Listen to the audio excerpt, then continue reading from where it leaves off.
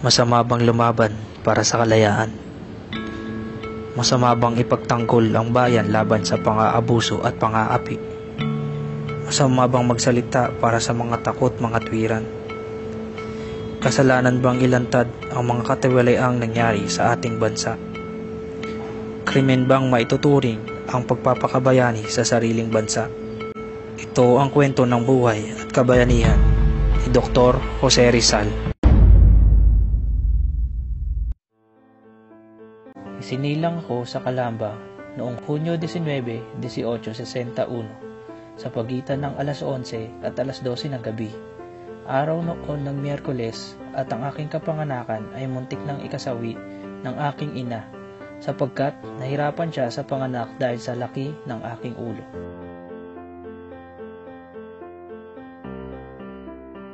Si Teodora Alonso o mas kilala bilang si Doña Lolay. Hindi ordinaryo ang aking ina. Mahilig siya sa literatura at mas mahusay magsalita ng Espanyol kaysa sa akin. Ang aking ina ay ang unang kong guro. Kundi dahil sa kanya, ano kaya ang kinasapitan ng aking pag-aaral at kapalaran? Talagang ang ina ang lahat sa isang tao pagkatapos ng Diyos.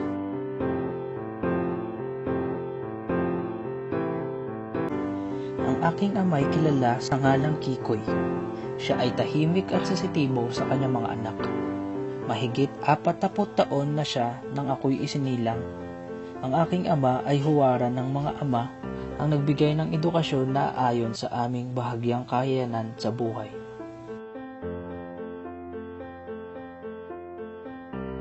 Apat na taon gulang ako noong ako'y unang lumuha dahil sa pagmamahal at pagdadalamhati sa pagkamatay ng aking nakabatang kapatid na si Concha. Noong ako'y 8 taong gulang, naisulat ko ang aking kauna-unahang tula na pinamagatang Sa Aking Mga Kabata. Inahatid ako ng aking kapatid na si Pasiano isang araw ng linggo. 9 na taong gulang pa lamang ako pero natutunan ko nang magpigil ng luha. Ipinakilala ni Senyor Pasiano sa aking maestro na si Maestro Justiniano Cruz na siya rin nagturo sa kanya noon. Sa pamamagitan niya ay namulat ako sa estilo ng pag-aaral na usong-uso noong panahong iyon. Ayoko nang bilangin ang mga palong natanggap ko. Lagi akong nangunguna sa klase pero sa kabila ng aking reputasyon bilang mabait na bata, bihira ang araw na hindi ako nakatatanggap ng 3 hanggang 6 na palo.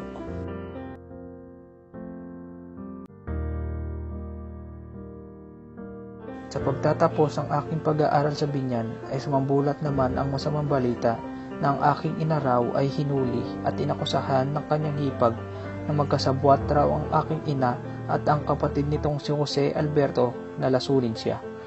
Mula noon ay nawala na ako ng tiwala sa pakikipagkaibigan.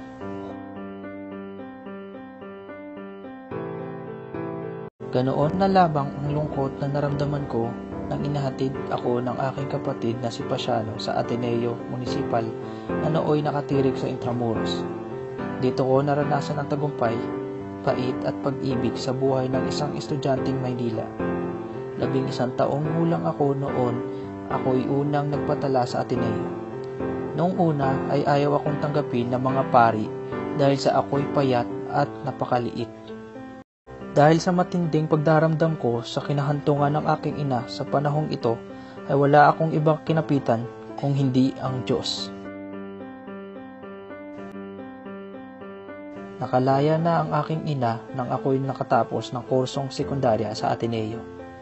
Muli akong bumalik dito upang tapusin ang aking kursong Bachelier en Artes. Bumalik ako ng Calamba, ngunit ayaw na akong pabalikin ng pag-aaral ng aking ina. Aniya, sapat na ang aking nalalaman at kapag nadagdagan pa ito'y mapupugutan ako ng ulo. Ngunit nanghinayang ang aking ama sa aking kung talino at pinag-aral ako ng filosofiya sa Universidad ng Santo Tomas at kasabay nito ay nag-aral ako ng land surveying o agrimansura sa Ateneo upang mabigyan ng aking kahilingan ng aking ina. Pagkatapos ng 1 taon ay nagpasya ako na mag-aaral na lamang ng medisina matapos kong malaman na nabubulag na ang aking ina. Dito ko rin nakilala ang aking unang pag-ibig. Isang binibining kolehiyala na kasamahan sa dormitoryo ng aking kapatid na si Olympia. Siya si Segunda Katigbak. Siya ay kababaan ng bahagya. Siya ay may mga mata na kung minsan ay makislap at kung minsan na may malalim at malungkot. May mga pisngi, mamula-mula, may isang ngiting nakakagayuma at nakakaakit. Habang kausap siya, waring unti-unti kong nilalagok ang napakatamis ngunit nakakasalong pag-ibig. Ang mga sulyap niya ay parang palaso na bumabaon sa kaibuturan ng aking puso. Ngunit naudlot ang suyuan ng pinauwi si Segunda ng kanyang ina upang alagaan ang kababata niyang kapatid. Isang gabi, sa habang ako'y nasa Calamba upang magbakasyon, ay nakaligtaan kong saluduhan ang isang tenyente ng Guardia Sibil. 3 hagupit na ang natanggap ko at inilapit ang kaso sa Malacanang, ngunit hindi ako pinansin. Inising ako ni Senyor Pasiano alas 5 ng umaga upang maghanda para sa paglalakbay. Pupungas-pungas pa akong bumangon at nagayos ang aking dadalhin. Binigyan niya ako ng 365 piso. Gising ang aking mga magulang, ngunit tulog pa ang aking kapatid. Nilagko ko ang 1 tasang kape at malungkot kong tinitigan ang aking mga kapatid. Walang kaalam-alam ang mga magulang. Nang maisip ko na iiwanan ang aking pamilya, bumalong ang luha sa aking mga matay, waring malulunod ako. Kay laki nitong sakripisyo para sa isang kabutihang ni hindi mo matanganan.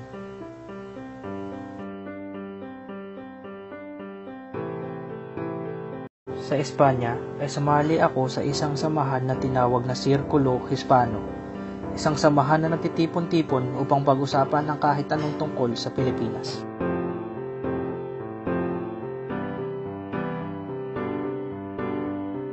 Nang matapos ako ng medisina, ay agad akong nagtungo sa Paris upang magsanay at mag-ensayo ng pagka-doktor. Nagsimula na rin kaming magsulatan ni Ferdinand Blumentritt. Napadala sa ang pagpapalitan ng mensahe at dito'y nabuo ang isang pagkakaibigan. Sa panahong ito ay tinatapos ko na ang aking nobelang No Limitang Hiri. Ngunit nahirapan akong ipalimbag ito sa mga imprenta ng Berlin. Mabuti na lamang ay naroon si Maximo Viola na siyang nag-abono upang maipalimbag ko ang aking nobela. Professor Ferdinand Blumentritt. Kasama nito ang isang libro, ang kauna-unahan at matapang na libro tungkol sa buhay ng mga Tagalog. Makikita dito ang mga Pilipino, ang mga kasaysayan ng nakaraang 10 taon. Marahil ay tutuliksain ito ng gobyerno ng mga praile. Pero nananalig ako sa Diyos ng katotohanan at sa mga taong nakakakita ng aming tunay na kalagayan.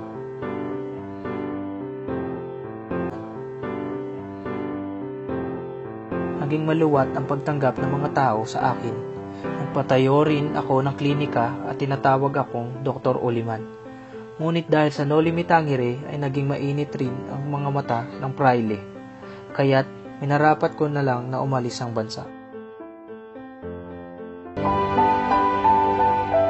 Nagpunta ako ng Japan. Dito ko nakilala ang Haponesang si Osei-san.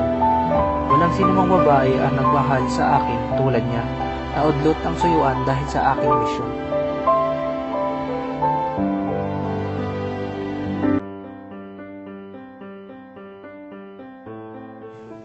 Dakilang bansa ang Amerika.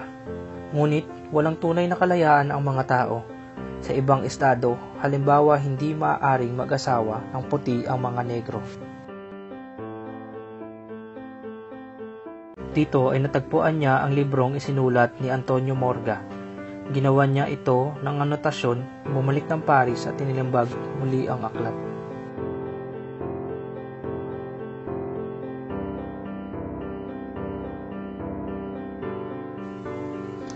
Isang malungkot na balita ang natanggap ko mula kay Leonor Rivera.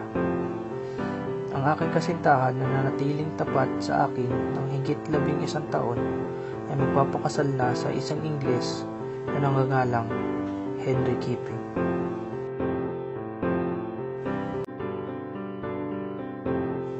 Nagpunta ako ng Belgium upang ipalimbag sana ang aking ikalawang nobela na El Filibusterismo. Ngunit gaya ng dati, kinapos ako.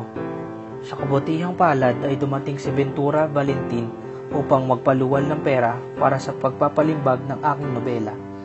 Ang kaibigan naman niyang si Jose Baasa ang nagpautang ng pera para sa aking pamasahe patungong Hong Kong.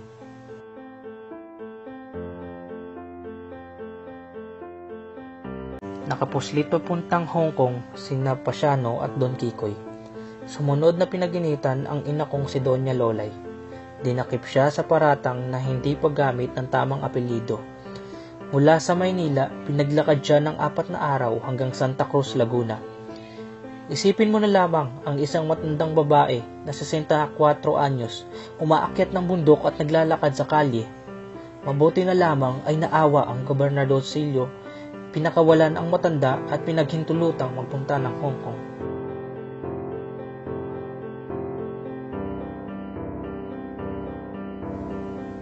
Muli ay nagsama-sama kaming pamilya.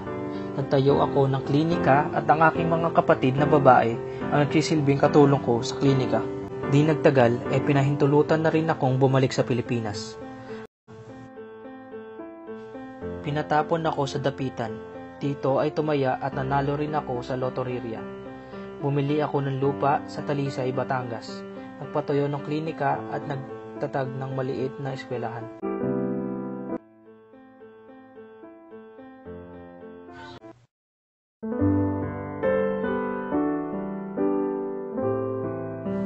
Dito ko rin nakilala ang aking huling pag-ibig na si Josephine Bracken. Sinamahan niyang magpatingin ang kanyang ama-amahan. Di naglaon ay nahulog ang loob namin sa isa't isa. Kahit na pinagkaitan kami ng kasal, ay magkasama kami.